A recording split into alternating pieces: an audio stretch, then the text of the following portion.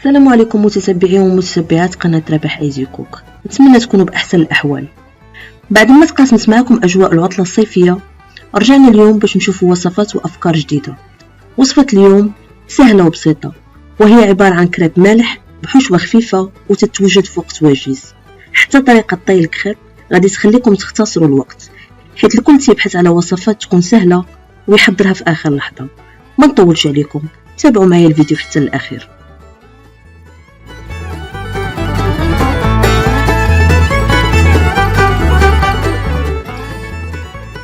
نبداو على بركة الله بالصلصة، وهي الصلصة الجزائرية. مكوناتها بسيطة ولكن لذيذة بزاف.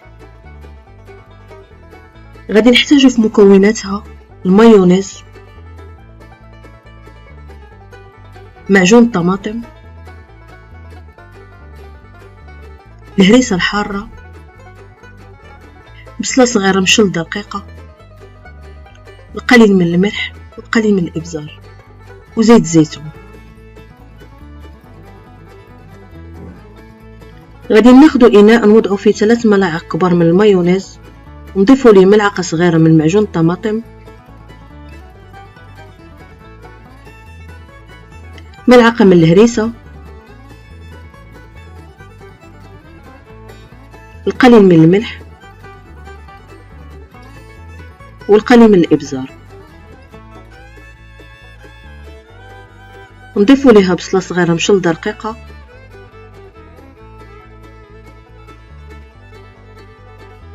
وقطرات من زيت الزيتون.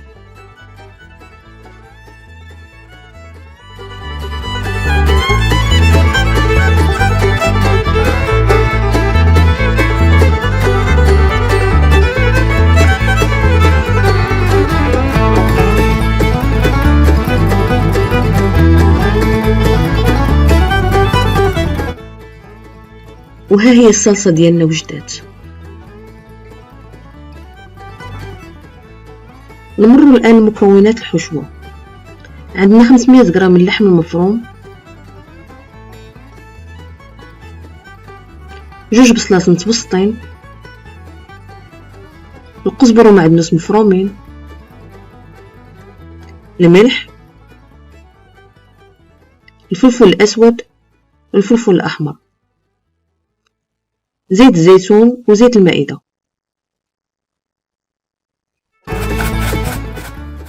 غادي نشدو البصل رقيق،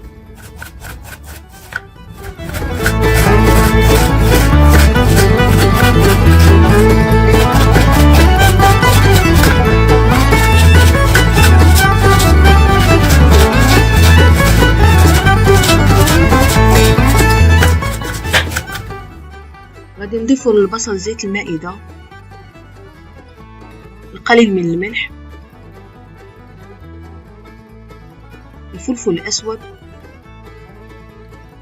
الفلفل الأحمر، نمزجو الخليط، نغلقو عليها حتى تطيح البصلة ديالنا وتذبل وتصبح اللون ديالها ذهبي وشفاف.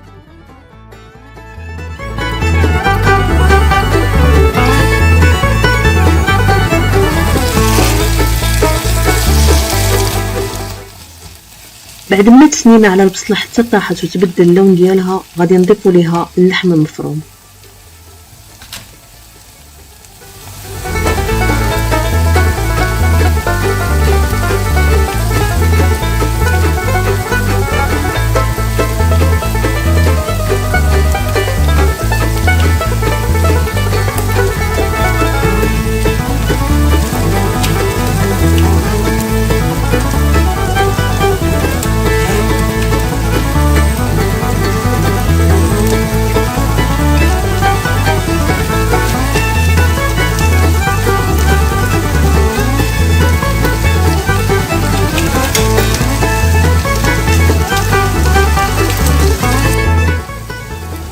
واخر مكون غادي نضيفه بعد ما تنضج لينا الكبسه ديالنا هو القزبر ومعدنوس،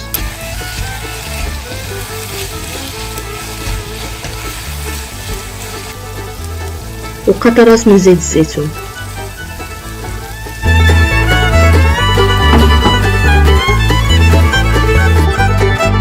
دوزو باش ناخدو المكونات الاساسيه للكريب.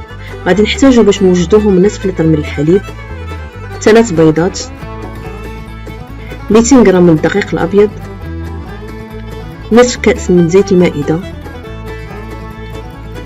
الملح والابزار. وغادي نحتاجو كذلك فلفل احمر وفلفل اخضر.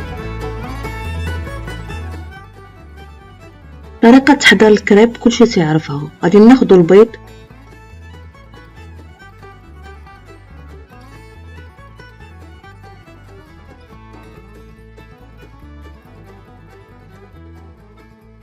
ونضيفو ليه زيت المائدة، الفلفل الاسود، الملح، ونمزجو الخليط ونضيفو ليه الحليب ونوضعوه في الخلاط الكهربائي مع الدقيق الابيض. ناخدو الفلفل ونقطعوه قطع صغيرة،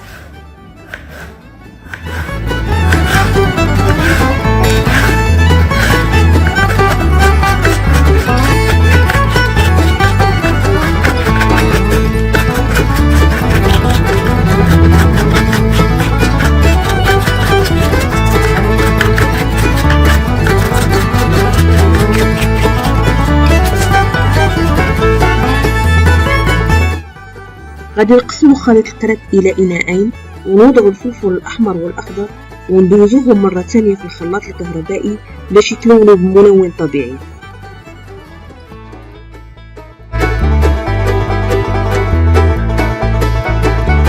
ونصفيو الخليط في مصفاة باش نتخلصوا من الكويرات اللي يمكن يبقاو لينا، وكنحصلوا على هذه النتيجة.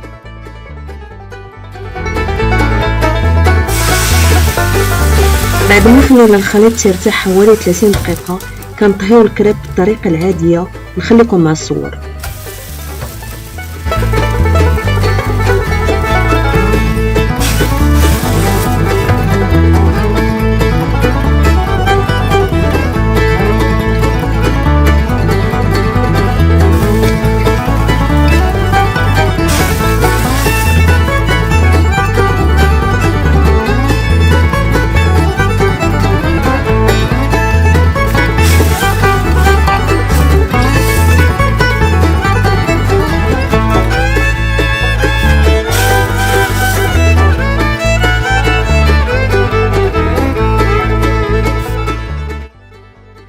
وهادو هما الكريب بعد ما وجدوا تيجيو خفاف ورطبين واللون ديالهم تيشهي.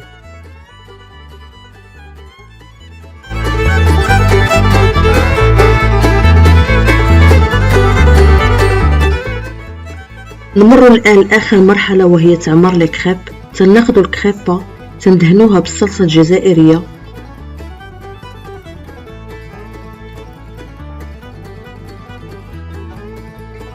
نضيفوا ليها الحشوة،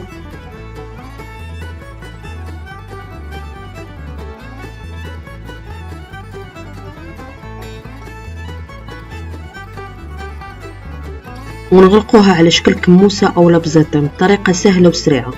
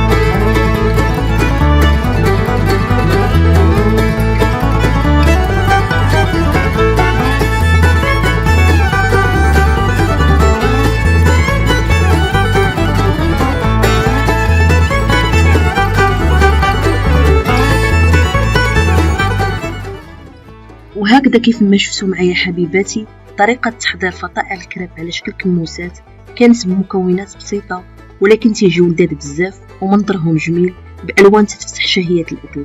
وحاولنا كذلك نخرجوا على الطريقة العادية لتحضير الكريب.